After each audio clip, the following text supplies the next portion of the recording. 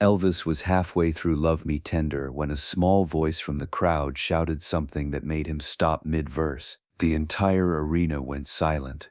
What the 8-year-old boy asked for wasn't an autograph or a photo. It was something that would make 20,000 strangers cry together. This is the story of the night Elvis Presley learned what his music really meant to people.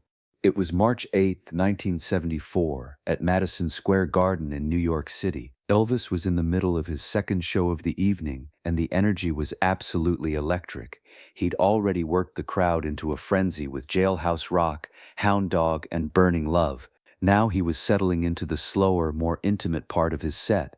The arena was packed with 20,000 screaming fans, waving signs, throwing flowers onto the stage, and singing along to every single word.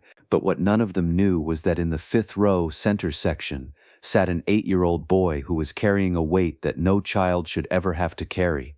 Michael Brennan was small for his age, with sandy brown hair and green eyes that seemed older than they should be. He was wearing a buttoned-up shirt that was clearly too big for him, and around his neck hung a pair of military dog tags that caught the light every time he moved.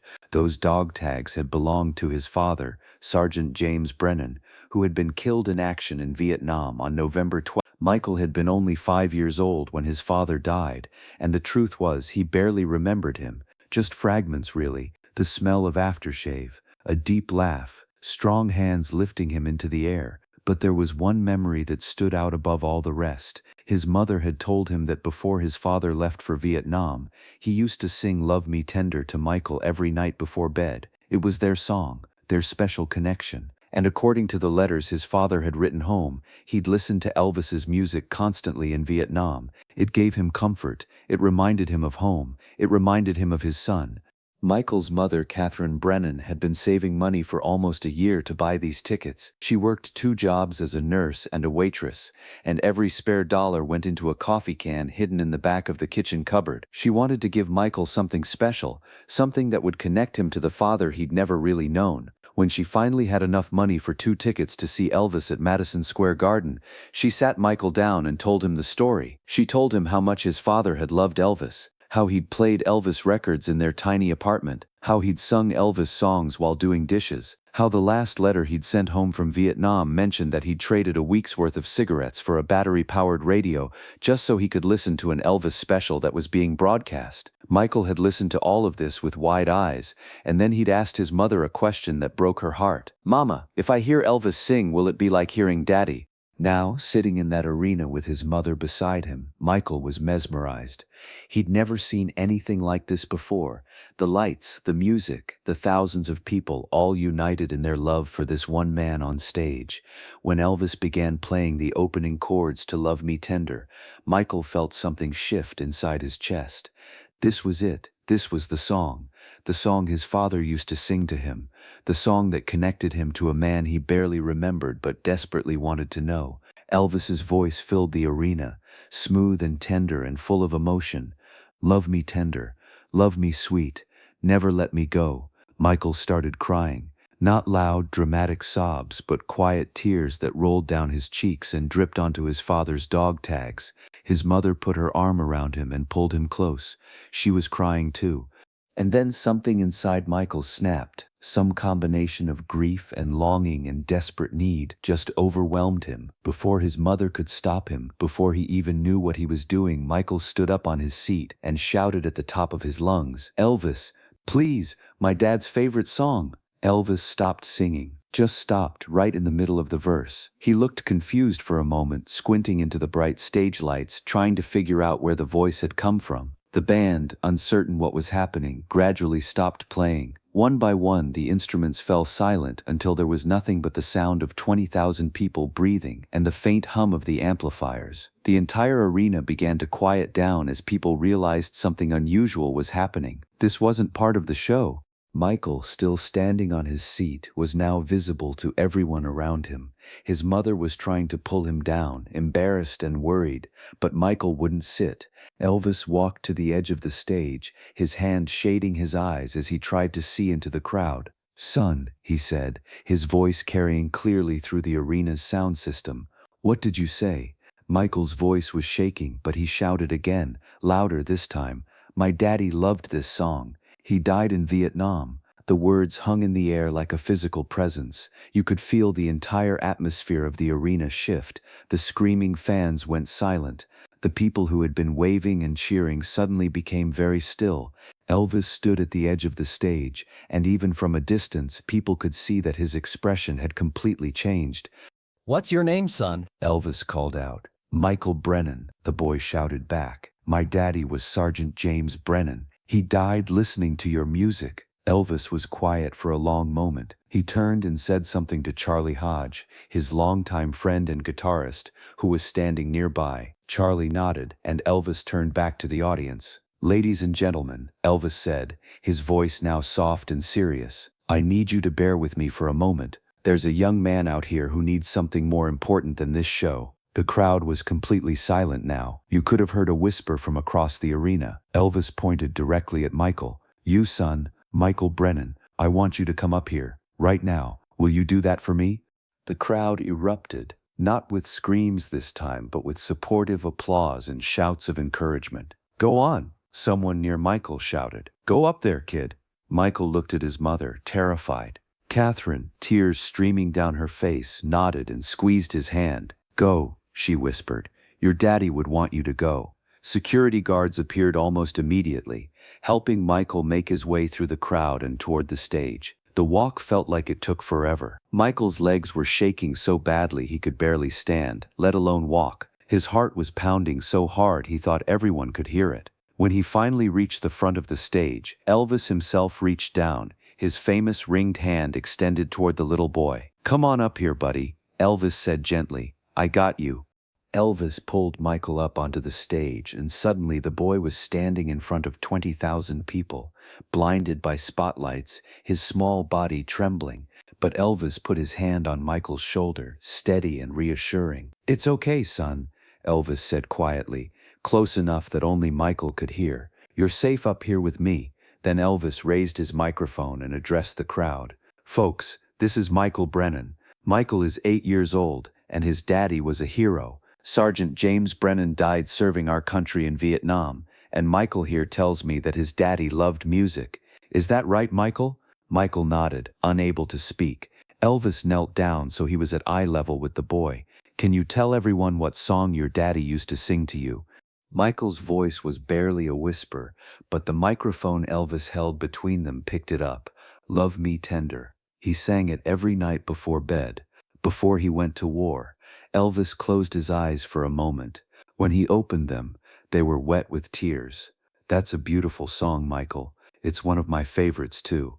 You know what? I was just singing that song when you called out to me." The boy nodded again. "I know. That's why I had to say something. I wanted to feel close to my dad." The raw honesty in those words hit everyone in the arena like a physical blow. People in the audience were openly crying now. Tough men in leather jackets wiped their eyes. Teenagers clutched each other. Parents held their children tighter. Elvis stood up and addressed the crowd again. "Michael's daddy used to sing this song to him, and then his daddy went to Vietnam to fight for all of us, and he never came home. But you know what Michael told me? He told me that his daddy listened to my music over there, that it gave him comfort, that it reminded him of home." Elvis's voice was breaking now. "How do you think that makes me feel? To know that something I recorded in a studio somewhere helped a soldier feel less alone, helped a father think of his son." The arena was so quiet you could hear people breathing. Elvis turned back to Michael. "Son, I want to do something for you. I want to sing your daddy's song again. But this time, I want you to stay up here with me. Will you do that?" Michael nodded, and Elvis led him over to the white grand piano at center stage. He sat down on the bench and patted the space next to him. Michael climbed up and sat beside the king of rock and roll, his small body dwarfed by Elvis's presence. "Before we sing," Elvis said into the microphone, "I want everyone here to understand something. Music isn't just entertainment. It's not just about making money or being famous or any of that. Music is about connection. It's about touching someone's heart when they need it most." Michael's daddy knew that. He used music to stay connected to his family, even when he was thousands of miles away in a jungle facing things no person should have to face. And tonight, we're going to use music to help Michael feel connected to his daddy. Elvis placed his hands on the piano keys and began to play. But this time, the song was different. It was slower, more intimate, filled with a tenderness that went beyond performance. This was personal. Love me tender, love me true, all my dreams fulfill. As Elvis sang, something beautiful happened. Michael, sitting right next to him, started singing along. His voice was small and shaky, but it was pure and honest. The two voices, one powerful and trained, one fragile and childlike, blended together in a way that was absolutely heartbreaking. For I, my darling, I love you, and I always will. Watching from backstage, members of Elvis's band and crew were crying. Joe Esposito, Elvis's road manager, later said it was the most powerful moment he'd ever witnessed in all his years with Elvis. It wasn't about the performance. It wasn't about the crowd. It was about one man trying to help one little boy feel less alone. When they reached the chorus again, something incredible happened. The entire arena, all 20,000 people, began singing along, but they sang quietly, respectfully, turning the song into a gentle tribute to a fallen soldier and his son. Love me tender, love me dear, tell me you are mine. There wasn't a dry eye in the house. Hardened Vietnam veterans in the audience were sobbing. Mothers were clutching their children. Even the security guards and ushers were wiping away tears. When the song ended, Elvis and Michael sat together at the piano in silence for a moment. Then Elvis pulled the boy into a hug, holding him tight. Your daddy would be so proud of you, Elvis whispered into Michael's ear. So proud. Elvis stood up, bringing Michael with him, and addressed the crowd one more time. I want to thank Michael for reminding all of us what's really important. Fame and success and sold-out shows, they don't mean a damn thing if we forget about the people who sacrifice everything for us. Sergeant James Brennan was a hero. He gave his life for this country, for us. And the best way we can honor him is by taking care of his son and all the other children who've lost parents in this war. Elvis reached into his pocket and pulled out one of his famous scarves. He wrapped it around Michael's neck. This is for you, Michael. And this too. Elvis took off one of his rings, a simple gold band, and placed it in Michael's small hand. You keep these, and whenever you look at them, you remember that your daddy's love is still with you. It's in the music. It's in your heart. It's everywhere. As Elvis prepared to lead Michael back to his mother, the little boy did something that surprised everyone. He reached up and unclasped his father's dog tags from around his neck. With trembling hands, he held them out to Elvis. These were my daddy's, Michael said. Will you keep them, so you remember him too? Elvis stared at the dog tags for a long moment. Then he knelt down again and took them with shaking hands. Michael, I promise you, I will keep these with me always. Your daddy's name was Sergeant James Brennan, and I will never forget him. Elvis put the dog tags around his own neck, and the sight of the king of rock and roll wearing a fallen soldier's tags made the entire arena erupt in the longest, most emotional standing ovation of Elvis's entire career. Elvis walked Michael back to his mother, who was standing at the edge of the stage, her face soaked with tears. He placed Michael in her arms and then hugged them both. Ma'am, Elvis said to Catherine, your husband was a hero, and you're raising a fine young man. If you ever need anything at all, you contact my people. You hear me? Catherine could only nod, too overwhelmed to speak. Elvis returned to center stage and stood there for a moment, touching the dog tags around his neck. He looked out at the 20,000 people watching him and said, I'm going to finish this show wearing these tags. And every song I sing tonight is dedicated to Sergeant James Brennan and to every man and woman who's given their life for this country.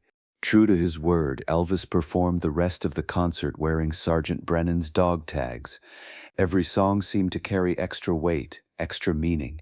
When he sang American Trilogy, the combination of Dixie, Battle Hymn of the Republic, and All My Trials merged into something that felt like a prayer for all the fallen soldiers. The audience sang along with a reverence that transformed the concert into something closer to a memorial service. After the show, Elvis spent an hour with the Brennan family in his dressing room. He signed photographs, shared stories, and made promises. But more than that, he listened. He listened to Catherine talk about James. He listened to Michael's fragmented memories of his father. He gave them space to grieve and to celebrate the man they'd lost.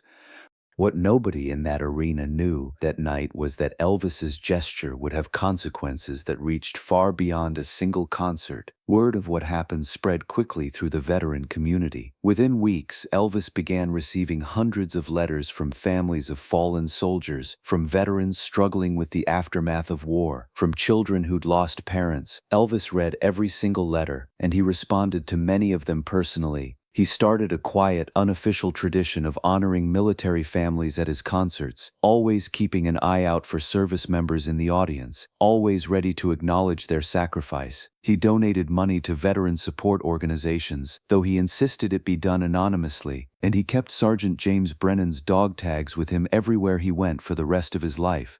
Here's the incredible part of this story. Michael Brennan didn't fade away after that night. The experience of connecting with Elvis, of having his father honored in front of 20,000 people, gave him something he'd been missing: purpose, direction, a connection to the father he'd barely known. Michael went on to join the military himself, following in his father's footsteps. He became a decorated officer and served with distinction for 25 years. And throughout his entire military career, he carried the scarf and ring that Elvis had given him that night in 1974. They became his lucky talismans, his connection not just to Elvis, but to his father's memory. Catherine Brennan later established a foundation in her husband's name, dedicated to supporting children of fallen service members. Elvis was the first donor, though again, he insisted his contribution remain anonymous. The foundation has since helped thousands of children deal with the loss of a parent in military service, providing counseling, education support, and community connection. When Catherine was asked years later what inspired her to start the foundation, she said it was watching how Elvis had honored her husband. He showed me that James's sacrifice mattered, that it was worth remembering, worth celebrating. If Elvis Presley could stop a concert to honor my husband, then I could spend my life making sure other families knew their loved ones mattered too. The concert where Elvis stopped the show for Michael Brennan became legendary among Elvis fans. Bootleg recordings of that night are some of the most sought-after Elvis recordings in existence, not because of the musical quality, but because of the humanity they captured. You can hear the emotion in Elvis's voice. You can hear Michael's small, brave voice singing along. You can hear 20,000 people united in grief and love and respect. In 1985, Madison Square Garden installed a small plaque backstage that reads, "In memory of Sergeant James Brennan and all those who gave their lives in service, never forgotten." March 8, 1974. Every performer who plays that venue sees that plaque, and many ask about the story behind it.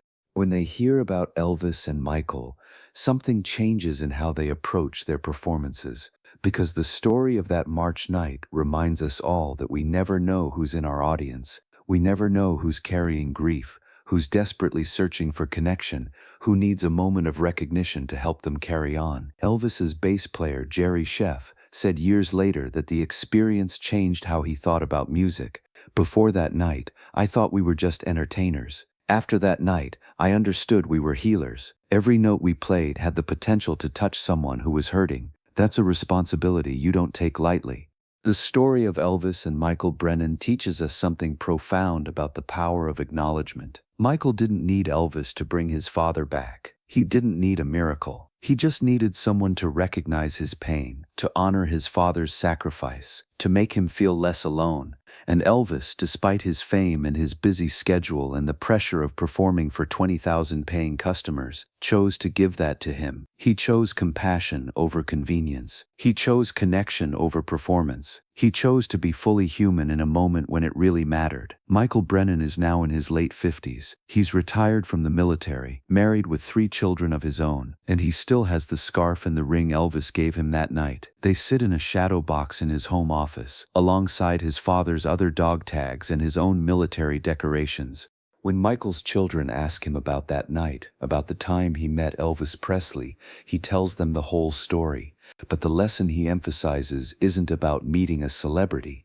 It's about the importance of honoring those who serve, of remembering those who sacrifice, of using whatever platform you have to make someone else's life a little bit better. "Elvis didn't have to stop his show for me," Michael says. "He had every reason to keep going, but he chose to see me, to really see me. And that changed everything. Today, the story of Elvis and the war orphan is taught in music therapy programs and cited by counselors as an example of how public acknowledgement can help in the grieving process. It's referenced in military family support groups as a reminder that the sacrifices of fallen service members matter and should be honored. And it stands as a testament to Elvis Presley's character. Yes, he was the king of rock and roll. Yes, he was famous and wealthy and adored by millions. But more than that, he was a man who understood that his real power wasn't in his voice or his charisma or his ability to sell out arenas.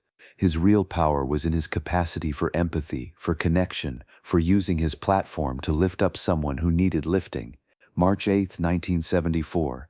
The night Elvis stopped his show for an 8-year-old war orphan. The night 20,000 people cried together. The night that reminded us all that behind every face in a crowd is a story, a struggle, a need for connection. And sometimes, if we're paying attention, we get the chance to be the person who helps. If this incredible story of honor and connection moved you, make sure to subscribe and hit that thumbs up button. Share this video with someone who needs to hear about the power of acknowledgement and compassion. Have you ever experienced a moment when someone's recognition of your pain helped you heal? Let us know in the comments below. And don't forget to ring that notification bell for more untold stories about music's greatest legends and the lives they touched.